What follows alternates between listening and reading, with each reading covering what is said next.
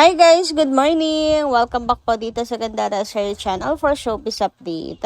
Ang tatalakayin nga natin ngayon at pag-uusapan mga kakimpaw ay patungkol nga po dito sa album ni Chinita Princess na kung saan ay very excite na po ng lahat mga kakimpaw.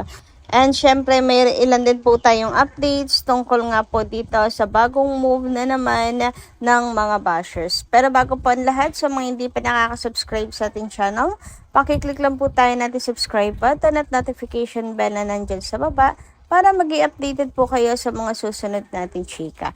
Maraming salamat! So, welcome back po again dito sa Gandara Soyo Channel.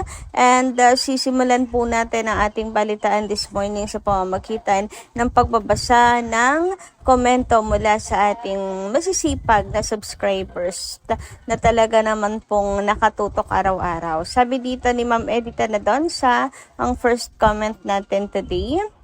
Hey Gandara, good evening. Hay nako, grabe ang mga bashers, parang hindi tao. I'm sure mga hayop sila. Mga toxic, walang puso. Pero hayaan natin sila. Si Lord na ang bahala.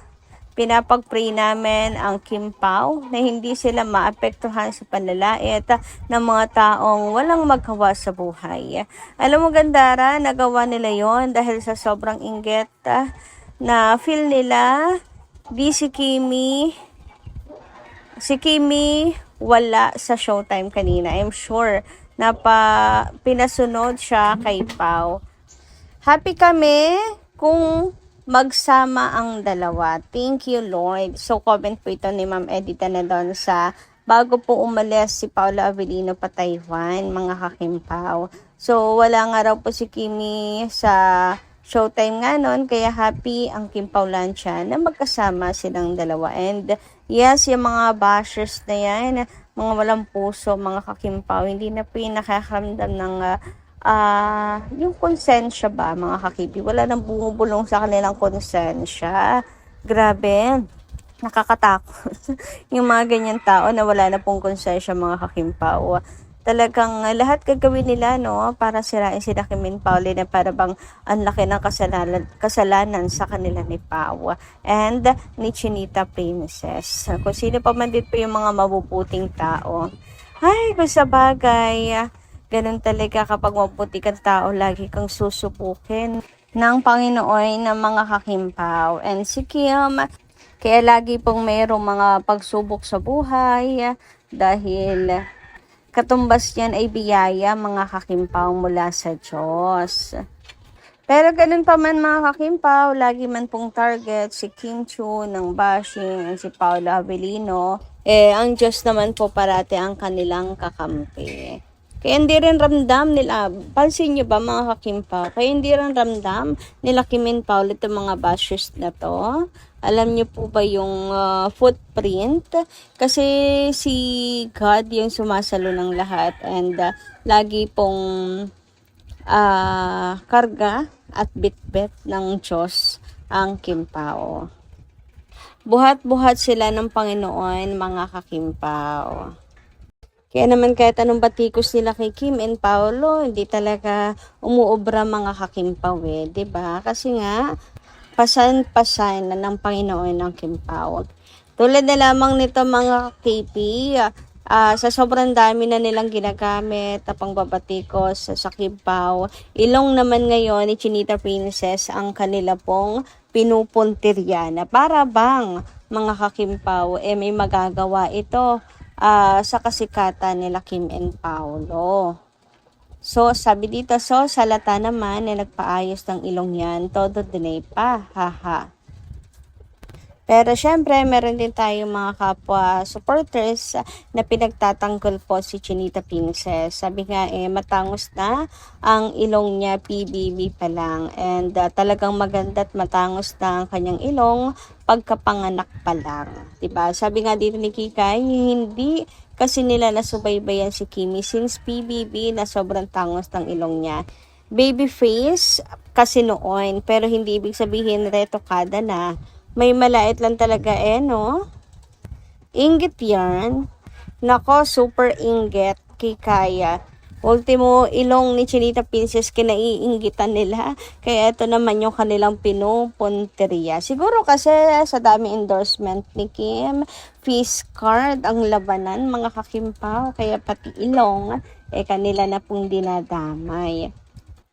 Sa amin tala dumako naman tayo dito sa good news natin mga kakimpaw sa kabila ng mga hanash, ngaw-ngaw na mga bashes at tahol.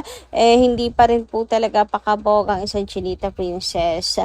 Sobrang unstoppable talaga ng ating pong Kim Chiu, ang ating Queen Chiu mga kakimpaw. And mukhang magkakaroon nga po siya ng bagong album. So ito po yung post kahapon, kagabi ng Star Pop PH. So after po ito ng Showtime sapagkat ito rin yung suot ni Kimi sa Showtime di ba mga kakimpaw? And dahil dyan, grabe po ang pagka-excite ng Kim Paulancias at kilig na rin sapagkat mukhang magkakaroon na nga daw po ng updated version ang Ikaw Na Ba Si Mr. Right? Tulad nga ng update ko kagabi mga kakimpaw, mukhang nahanap ko na ang Mr. Right, ang sunod na version mga kakimpaw. Sana yun nga po ang maging sunod na kanta ni Chinita Princess mga kakimpaw. Kaya naman grabe gulat ko din sa ex ngayong umaga pag open ko, bumungad sa akin ay ang kilig overload ng Kim Paulancias kung saan iisa talaga tayo mga kakimpaw ng iniisip at kilite mga kakimpaw. Uy, grabe naman nga kasi. Ano kaya nga itong bagong kanta ni Chinita Princess? Super kaabang-abang talaga mga kakimpaw. So, ito nga po ang mga post sa X kahapon, kagabi. Nahanap ko na si Mr. Right, updated version daw. Huy, grabe. Pwede din me. Nako, sana nga mga kakimpaw. And kita niyo yung kilig ng Kim Paulancias at pagka-excite dito. Sana nga panawagan po. Sana po ay meron na pong updated version ang Mr. Right. Naka for sure, mabenta yan mga kakimpaw. Madaming Kim Paulancias ang pipila talaga.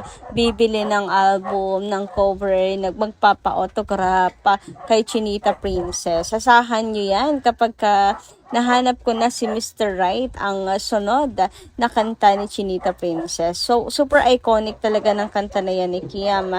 Eto nga po at napakanta na sila sa X mga kakimpaw. Updated version na. Nahanap ko na si Mr. Right. Nahanap ko na Love of My Life. Uy, tawan-tawa talaga ako mga kakimpaw. Nahanap ko na nga sa ibabaw na cupcake ko. Grabe mga kakimpaw.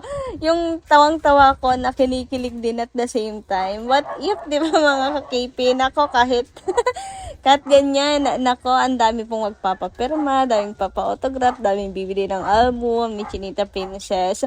Mapupuno ang mga mall shows ni Kimi. Ang mall, pa nag-tour na si Kim Chiu. Naku, sigurado yan mga kakimpaw.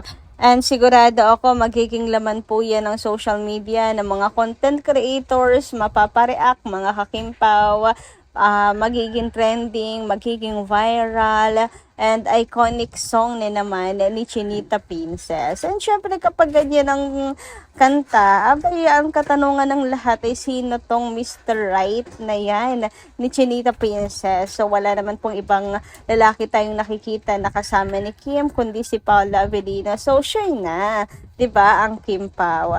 What do you think mga kakipi? Basta ako, talagang super kilig ngayon pa lamang. And super excited na mga kakimpaw. Kung hindi man ito ang magiging kanta ni Kim, ipapanawagan natin yan. Mangangalampag tayo mga kakimpaw. Baka naman, pwede rin namang kapag kinasal na si Kimi, saka po ang updated version mga kakimpaw. Para walang masabi ang mga bashers, 'di ba, mga kakimpaw?